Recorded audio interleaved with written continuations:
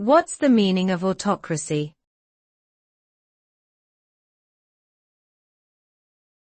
Autocracy.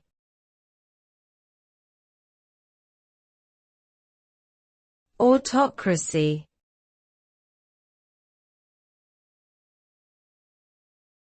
Autocracy.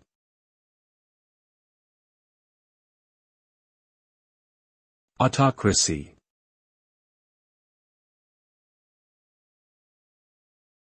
Autocracy refers to a system of government where a single person, often a leader, has absolute power and control over the entire political system.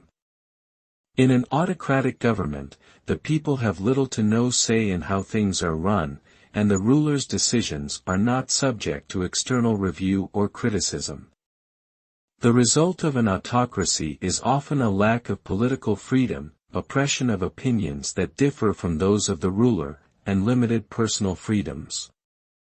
Additionally, autocracies can become corrupt, with the ruler and their allies enriching themselves at the expense of the rest of society.